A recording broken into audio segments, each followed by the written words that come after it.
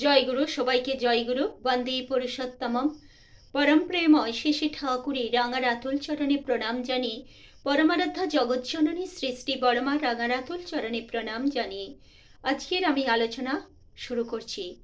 শ্রী শ্রী ঠাকুর আলোচনা প্রসঙ্গে একদিন বললেন যে সংসারে মেয়েদের বলে লক্ষ্মী, কপালে পুরুষ যারা তাদের বউ লক্ষ্মী হয়। আমার কপাল ভালো ছিল, তাই বড় বউয়ের সঙ্গে আমার বিয়ে হয়েছিল। আর এই বড় বউ কর্তামার কাছে কি কম গাল খাইছে? গালায়ে এক্কেবারে ভূত ছাড়াইয়ে দিতেন। তাতেও বড় বউ টু শব্দটি করত না, সদা সর্বদা চুপ করে থাকতো। আর কর্তামার হাতের কাজ কেড়ে কেড়ে করত। শ্রী ঠাকুর বলছেন কাড়ায়ে কাড়ায়ে করতো, মানে কেড়ে নিয়ে করতো। তাতে কর্তামা খুব খুশি হতেন, আবার কাছে ডেকে বড় বউকে খাওয়াতো। এত কিছু পাস করে এসে না, তবে আজ বড় বউ। আর মেয়েদের সবচেয়ে বড় ইউনিভার্সিটি হলো, মানে বিশ্ববিদ্যালয় হলো তাদের শ্বশুর বাড়ি।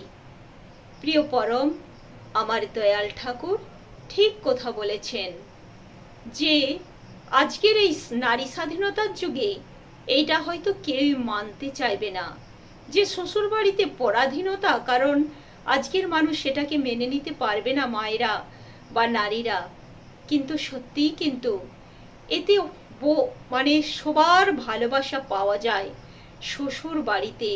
সকলকে নিয়ে যখন মানিয়ে নিয়ে মেনে নিয়ে ধৈর্য করে শ্বশুর, শ্রী ঠাকুর এমনও ব্যাখ্যা দিচ্ছেন, শ্বশুর শাশুড়ি যা জাওয়ালি দেবর ননদ গরু বাছুর সব কিছুকে তিনি বলছেন। তখনকার দিনে সত্যিই তো এত কিছু ছিল, 51 পরিবার ছিল, সবাইকে নিয়ে সংসার ছিল, কিন্তু আনন্দ ছিল। আজকে সেই পরিবেশটা হারিয়ে গেছে। কিন্তু অনেকে ভাবে যে এটার মধ্যে পরাধীনতা, তা কিন্তু নয়।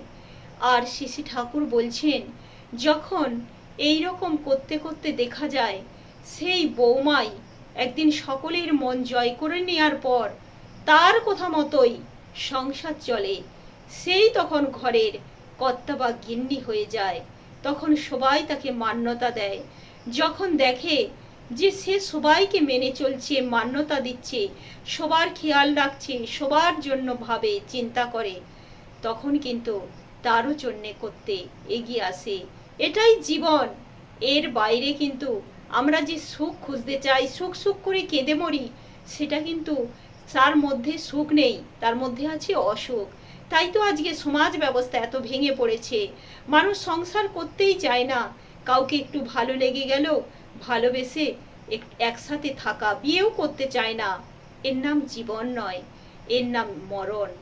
যখন দেখা যায় সবার সাথে, অনেক মানুষের সাথে থাকা হয়, সবাই সবাইয়ের সেই হাসি খুশি বেদনা ব্যথা ভাগ করে নেওয়া হয়, তার মধ্যে যে কি আনন্দ সেটা বলে বোঝানো যায় না।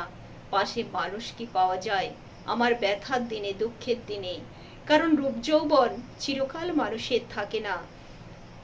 কিন্তু এই যে পরস্পর মানুষের সাথে ওঠা পড়া বোঝা, পরস্পরকে খাওয়া দাওয়া, কেউ এই কাজটা করলো তো সেই কাজটা করছে, এইভাবে যে জীবন, এই জীবন কিন্তু এই জীবনে যে কত আনন্দ অমৃতময় ছিল। আমরা প্রকৃত অর্থে একদিন 51 পরিবারে আমিও ছিলাম, সেই 20 বছর বয়স অবধি। তাই আমিও জানি সেখানে কত আনন্দ ছিল।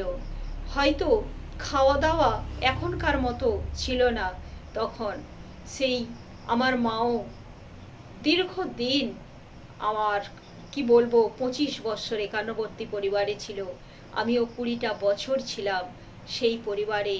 দাদু ঠাকুমা সবাই, সে যে কি আনন্দ! হয়তো ডাল ভাত, একটা তরকারি ভাত হতো ঠিকই, কিন্তু খেয়ে সবার সাথে আমরা তখন সেই আম, বলতে কাকা ছেলে সব সবাই একসাথে থাকতাম, প্রায় 8-10 জনের মতো আমরা কাকার ছেলে মেয়েরা করে, আর পরিবারের সবাইকে নিয়ে ধরতে গেলে 20-22 জনের মতো। কত মানে কি বলবো, একসাথে খেতে বসলে মনে হতো যেন একটা কাজ বাড়ি পড়ে গেছে। হ্যাঁ, আর তবু কিন্তু আনন্দ ছিল। তো সেই আনন্দ কিন্তু আজকে দেখা যায় না। প্রিয় পরম আমাদের সেই আনন্দই দেওয়ার জন্যই বলেছে, মেয়েদের প্রকৃত বিশ্ববিদ্যালয় হলো তাদের শ্বশুর বাড়ি। সেখানেই তারা আনন্দ খুঁজে পাবে, আনন্দে থাকবে, সবাইকে মেনে নিয়ে মানিয়ে নিয়ে, তবেই কিন্তু সুখ শান্তি আনন্দ। যে মেয়েরা এমন করে থাকতে পারে সেইটাই কিন্তু আসল সম্পদ। জয়গুরু, সবাইকে জয়গুরু, বন্দে পুরুষোত্তমম।